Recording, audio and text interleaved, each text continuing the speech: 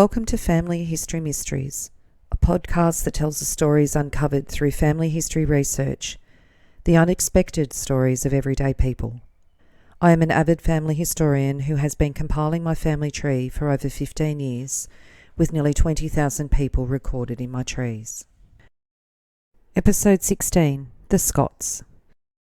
Just a word of warning, there is quite a graphic description of a medical procedure that's going to be discussed in this episode. Today's episode centres around John Jenkins, who is my husband's fourth great-grandfather. John Jenkins was born on the 10th of November 1811 at Glen Forest, Argyllshire, Dunoon, Scotland.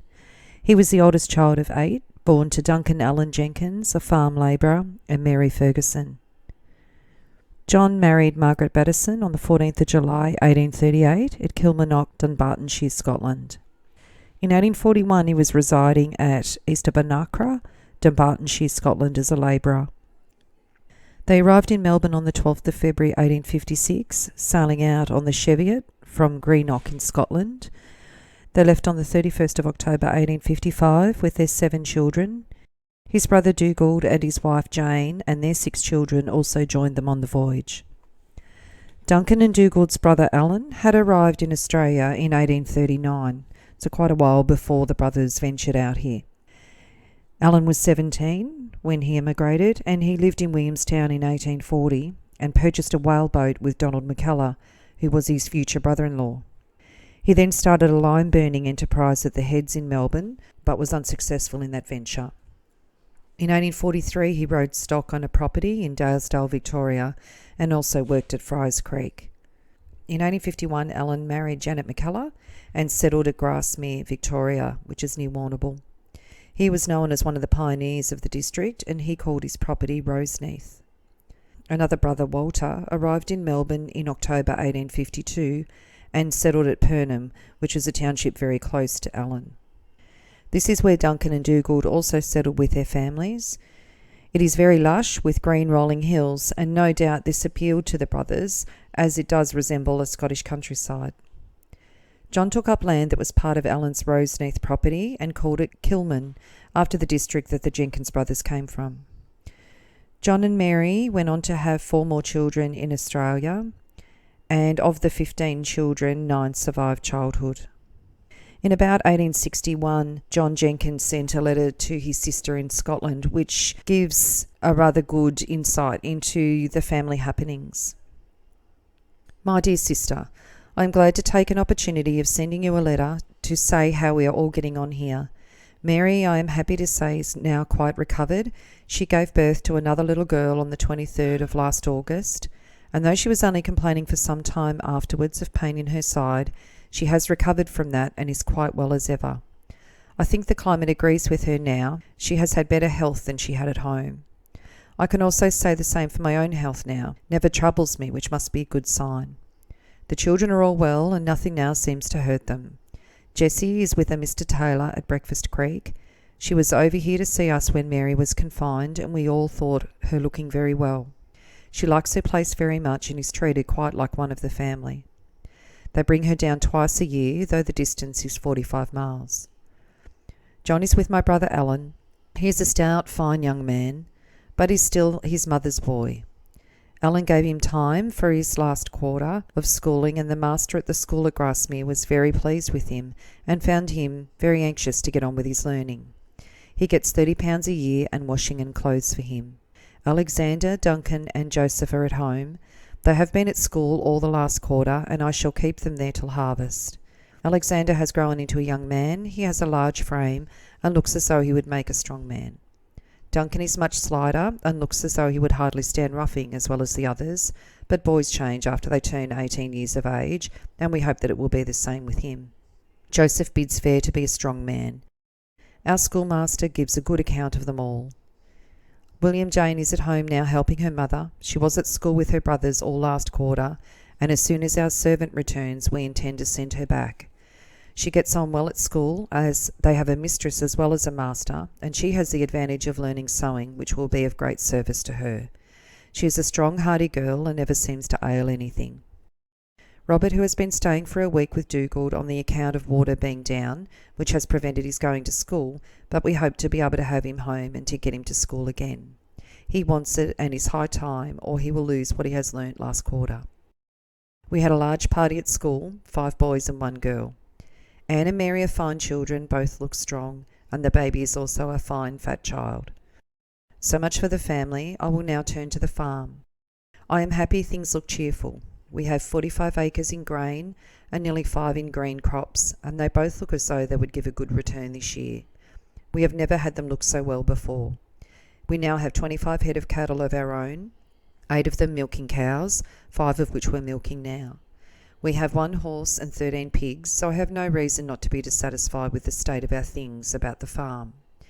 It is but a small farm, and as the boys get older, I must look out for a place, unless I can get more land in the neighbourhood. We have every comfort here we could wish for. We are sure you could do better than you do in Scotland. There is plenty of room here for everybody, and a living to be got, easier than in Scotland by those who are willing to work for it. We should be glad to have you with us. Mary would get on much better than she does with a servant. We are obliged to pay a girl £25 a year, and a man gets 50. Give our united and affectionate love to your children. I hope Janet is comfortably settled and has a kind husband. You never told us what he was doing or if she had any family. I cannot think of any further to add about ourselves. Remember us kindly to Peter, Joseph and young Peter, and tell them we are doing well and satisfied with our change of country. Mary joins me in sending our best love to yourself, and believe me, your affectionate brother, John Jenkins. Unfortunately, within 2 years of that letter being written, Mary died, giving birth to a stillborn son on the 29th of June 1863, and she was only 45 years old. An inquest was held into Mary's death, and I'm going to read a section of the Coroner Inquest Deposition File. The deposition of John Clark, Esquire, of the Faculty of Physicians and Surgeons of Glasgow, residing at Warrnambool. Taken on oath before Lewis Gillies, Esquire, one of Her Majesty's Justices of the Peace for the Colony of Victoria. The deponent, John Clark, Esquire, of Warrnambool, having been first duly sworn, says, I am of the Faculty of Physicians and Surgeons of Glasgow.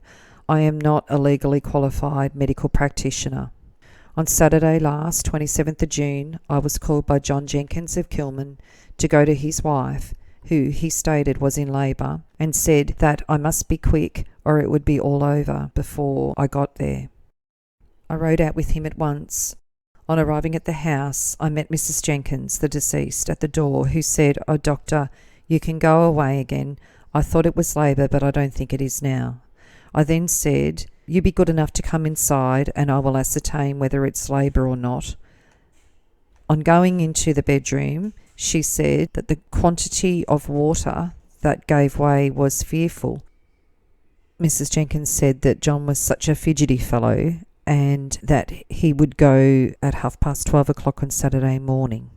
I made an examination. I found her dilated to the extent of the size of a shilling. She had no pain at this time. I requested that she should walk about for a time. My reason for doing so was that on previous occasions with women, the waters would suddenly give away.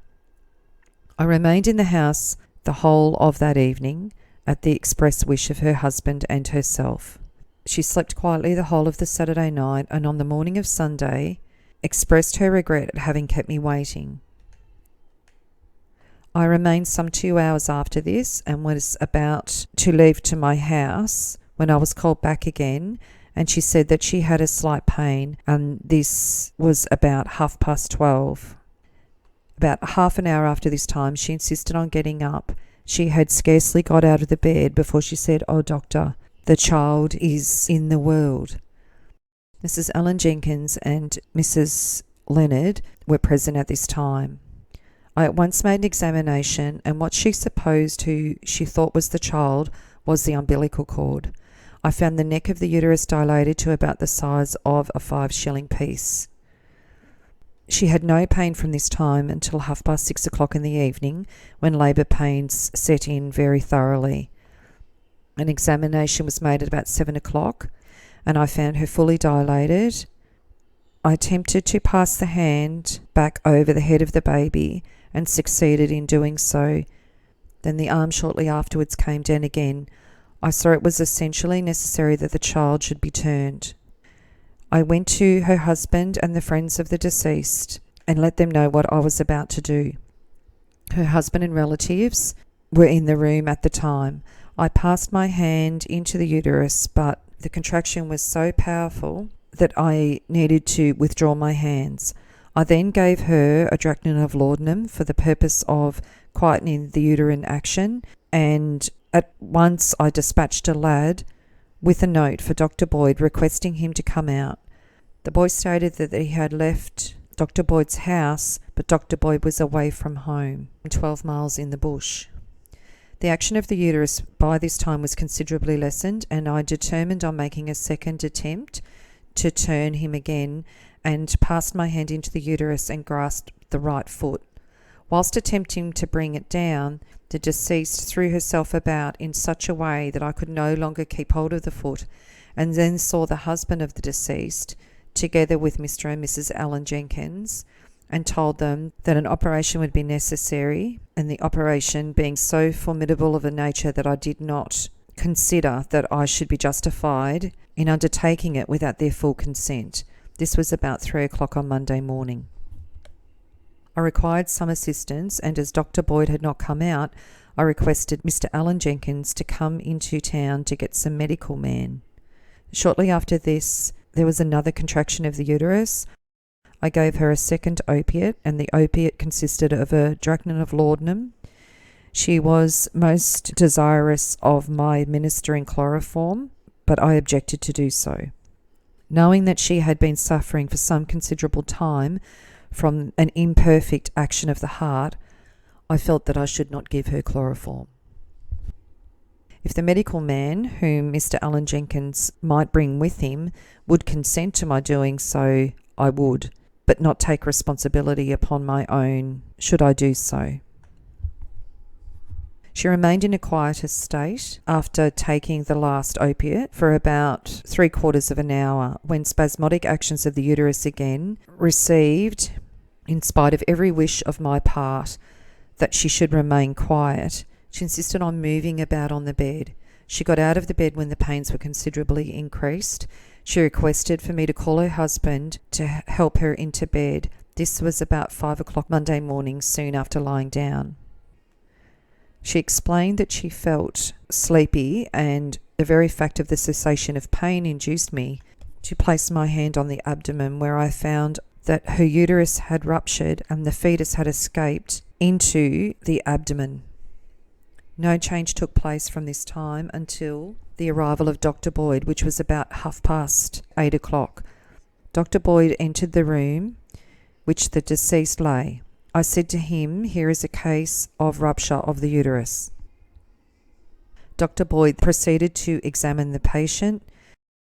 She, at this time, I consider was in a dying state, continually calling for air.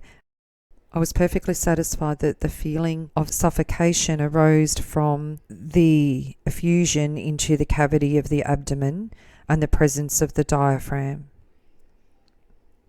I had told Mr. John Jenkins on Sunday evening that the child was dead.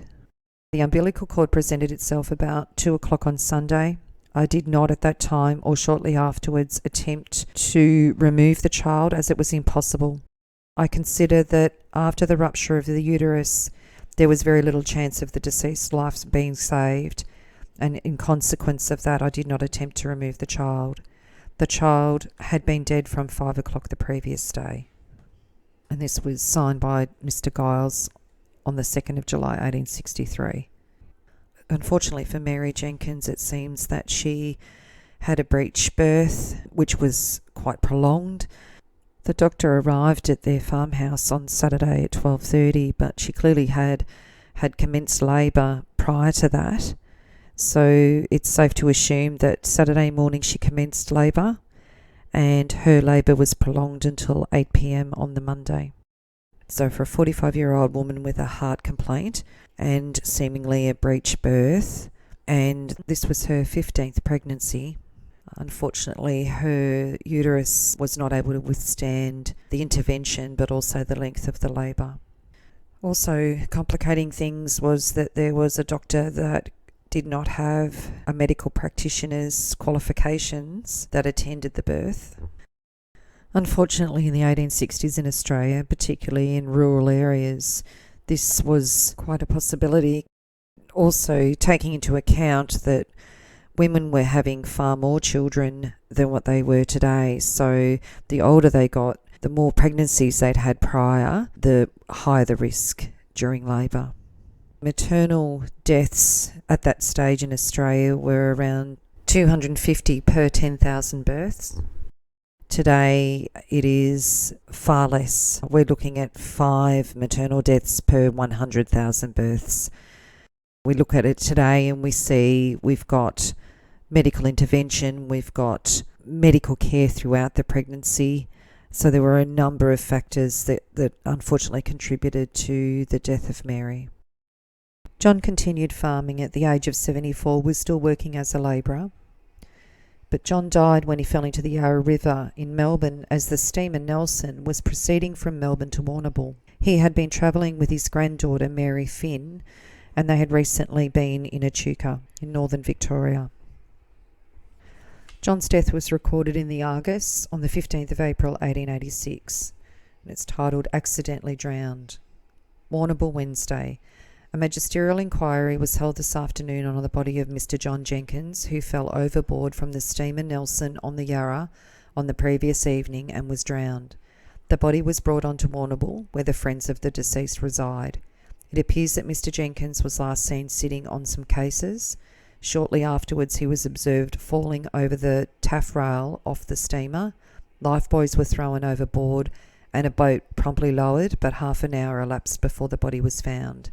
The attempts made to restore animation were not successful. Captain Chapman put into Williamstown, where the body was seen by Dr. Figg, who pronounced his life to be extinct. The steamer then resumed her journey to Warrnambool. A verdict returned of accidentally drowned. And then in the Warrnambool Standard on the same day, Mr. John Jenkins, an old resident of the district who was a passenger by the Nelson on Tuesday evening, fell into the Yarra as the steamer was proceeding downriver on her voyage to Warrnambool and was drowned. He had travelled that day from Echuca, where he had been stopping for several months previously, and was accompanied by one of his granddaughters, Mary Finn, who resides with her mother at Bushfield. Bushfield's a little town very close to Grasmere and to Pernem. Several passengers saw the accident occur, and the cry was raised, "Man overboard." 2 lifebuoys were thrown into the river, and the steamer brought to a standstill and a boat lowered. After half an hour elapsed, however, the body was recovered, and it was impossible to restore animation. When the Nelson reached Williamstown, Captain Chapman went ashore and obtained the services of Dr. Figg, who pronounced life to be extinct. The body was brought to Warrnambool, and a magisterial inquiry was held yesterday at Jules Steam Packet Hotel before Mr. J.G. Taylor. The magistrate found the deceased was accidentally drowned. Mr. Jenkins was 75 years of age, and several members of his family reside in the district. And there was a very detailed account of the magisterial inquiry given. David Waterstrom, an assistant engineer at the Government Printing Office residing at Hotham, deposed, "I am taking a holiday at present and was on board the steamer. John Jenkins appeared to be slightly under the influence of liquor. He stated that he had just come from Echuca and was bound for Warrnambool. The steamer left the wharf about 6:30, and the deceased behaved quietly until the steamer got to Humbug Reach. He was sitting on some timber at the steerage when he suddenly got up and went towards the second cabin hatchway. I did not see him return, but subsequently saw him topple over into the river, but whether from the taffrail or boxes I cannot say. Immediately someone called out, 'Man overboard.'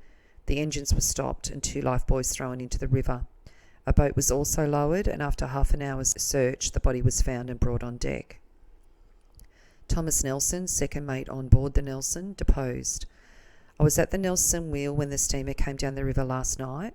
I heard somebody call 'Man overboard.' I threw the lifebuoy into the river from the bridge and then went aft to see if I could find trace of the man. A boat was lowered and I got into it. We pulled up the river and found the 2 lifebuoys which had been thrown overboard. I found the deceased's hat.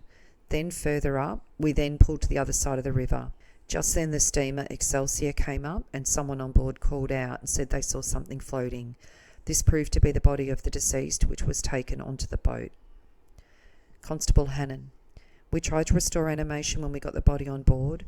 The deceased showed no sign of life. I saw the place where the deceased fell overboard. If he was sober, I do not believe the accident would have happened. I was proceeding down the Yarra on my usual voyage last night, and when approaching the junction of the rivers, I heard someone call man overboard. I stopped the engines immediately and had lifebuoys thrown from the bridge and from aft and had the boat lowered at once. Instructions were given to pull up at the river and search for the man. The Excelsior came up the river from Geelong, and I told Captain Patrick that one of my passengers had fallen overboard and asked him to report the matter. The alarm was given at 7:05. The moon was up but the light not bright. Shortly after the Excelsior passed, the boat returned with the body, which we took on board and used what remedies we could think of to restore animation, but without avail. The efforts were continued until we arrived at Williamstown. I went on shore there and reported the matter to the police. Dr. Figg was taken on board the steamer and pronounced life to be extinct and a death certificate produced. Mary Finn, the granddaughter of the deceased, deposed. I reside at Bushfield. I came from Echuca yesterday with my grandfather and went on board the Nelson at 5 o'clock. I did not see my grandfather fall overboard. I recognised the body that was brought on board as his. The magistrate found that the deceased met his death by drowning, caused by his accidentally falling off the steamer, the Nelson, into the Yarra. So, John and Mary's children. Janet, she was known as Jessie. She was the second child of the family, but the first surviving child. She was born in 1841 at Bonhill, Dumbartonshire, Scotland, and she worked as a terror at the Printfield, Dumbartonshire at Bonhill as a 10-year-old. She was 15 when their family immigrated, and she brought her lyre with her that remained in the family until the 1960s. At the age of 19, she worked as a servant for Mr. Taylor at Breakfast Creek, 45 miles from Grasmere, and then she was brought home in 1863 at the age of 22 to help care for her siblings after her mother's death. She married James Hemingway in Warrnambool on the 25th of December 1867 at the manse. James purchased land at Deep Creek, which was in the Lower Moira region near Barmah in Victoria on the Murray. Jessie and James had 9 children. James died of pneumonia at their property in 1885, aged only 45, and their youngest child at the time was only 2 years old. After James's death, Jessie worked as a midwife in the Barmah East District, as well as maintaining the property. In 1902, she sold her property, and the new owners named it Hemsley after the Hemingway family. Jessie continued to live on the property until 1909, when she moved into Nathalia, a nearby town. In 1914, she moved to Shepparton, carrying on her work as a midwife, and she died in Shepparton in 1919, aged 78. A memorial plaque was placed on James and Jessie's grave at Moama Cemetery in 1998. John Jenkins, the second surviving child, was born in 1841 at Alexandria, Dumbartonshire, Scotland. He also worked as a terror at the Printfield factory like his sister Jessie. As a young man, he worked on his uncle Alan's property when they emigrated. He became an overseer at a property at Mount Nerat, and he died unmarried at the age of 48 in 1890. The next child, Alexander, was born in 1843 at Luss, Dumbartonshire, Scotland. He worked as a terror at the Printfield Scholar like his older siblings, and he was only aged 8 when he was working there. He married Ellen Murphy in 1866 at Woodford after emigrating, and Ellen was the granddaughter of Hannah Williams, who featured in episode 7. They moved to New Zealand in 1876, where Alexander was a station manager at Moorabool Estate, Southland, New Zealand. They had 15 children, and Alexander died at Ority Plains, Southland, New Zealand in 1931, aged 88. Duncan Jenkins, my husband's great-great-great-grandfather, was born in May 1842 at Bonhill, Dumbartonshire, Scotland, and after immigrating he married Susan Daly in 1870 at Warrnambool. He was a stockman and a stock dealer at Grasmere Station. By 1891 they moved to Mount Taurus, where he was an inspector.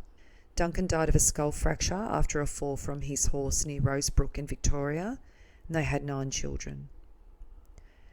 Joseph, the next child, was born in 1946 in Luss, Dunbartonshire, Scotland. He also moved to New Zealand and married Mary Green in 1879 when he was 33, and he died at Invercargill in New Zealand in 1931, aged 86.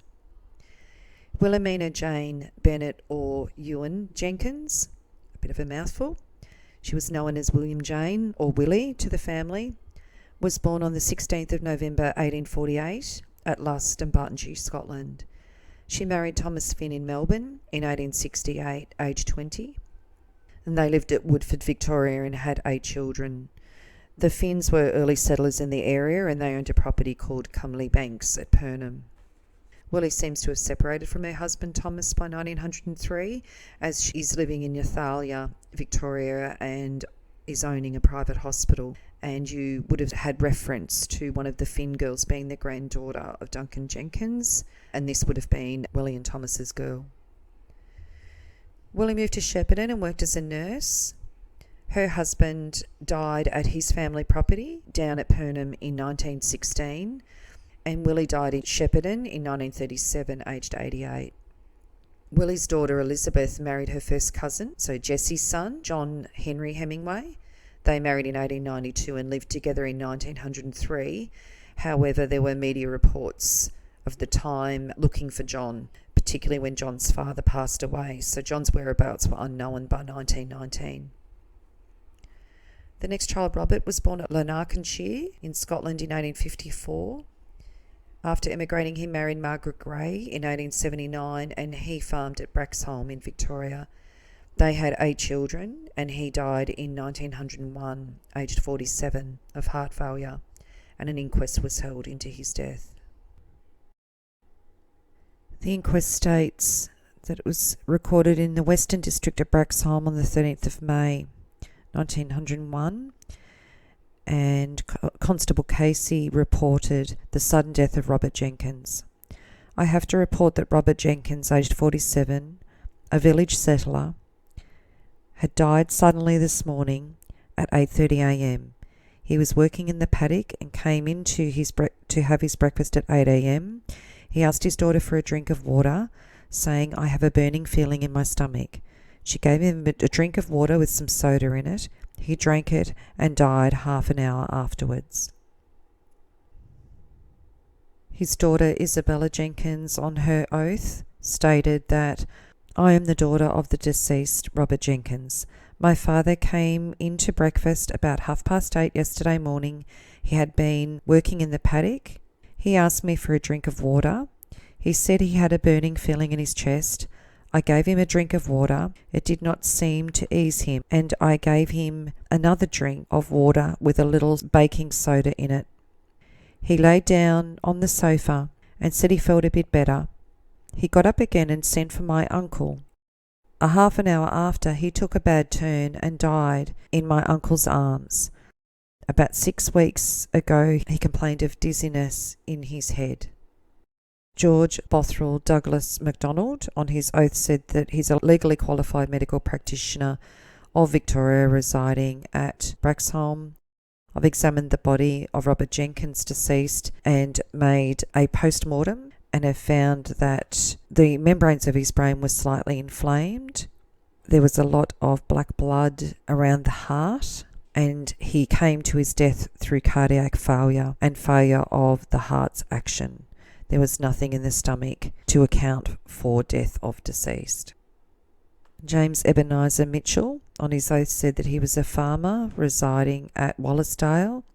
He was called to Robert Jenkins's place. I found the deceased lying on his sofa. I spoke to him, but he did not speak to me. I asked him where he had the pain. He put his hand on his chest. I felt his feet and found them cold. I warmed a blanket and put his feet in it. At about 5 minutes, I put a hot funnel and turpentine on his chest. In about 5 minutes after that, he died. Robert died at quite a very young age, similar to his mother. His mother was 45, and it was mentioned in her coronial inquest that she had heart issues, and it seems that Robert also did have heart issues as well and died at 47, so there was possibly an underlying genetic issue with the heart. even in that era, being in your mid-40s is quite young to die from a heart attack. Mary Ann Jenkins was the first child that survived childhood that was born in Australia. She was born at the family farm, Kilman, in 1858. She married Richard Griffiths in 1873 at Port Fairy. She was only 15 and he was 21. They lived at Canham in Victoria, where Richard farmed. They first moved up to Rockhampton in Queensland, then Emerald, where they owned a property called Iona, and then they moved to Wallingford near Mackay in North Queensland in 1889 and owned a property that they called Roseneath. Mary and Richard had 16 children. Mary died in 1913, aged 54, and Richard followed in 1921, and he died in Wallingford. Margaret Ann, known as Maggie, was the youngest surviving child of the family. She was born in 1861 at Woodford, Victoria. She married George Lawrence in Echuca at Apsley House, which was a boarding house run by Mrs. Irons in 1877. She was 16 and George was 26. George owned land at Lower Moira, so where the Hemingways lived. He was a timber cutter and a contractor. In 1890, however, he left the farm and he set up a bootmaking business in Nathalia. It seems by 1914 that George and Maggie had separated, as George had left to farm down at Craigieburn in Victoria. 10 years later, in 1924, Maggie travelled to Mackay, Queensland with her daughter Annie to attend her son William's wedding, and she decided to stay. They had 9 children.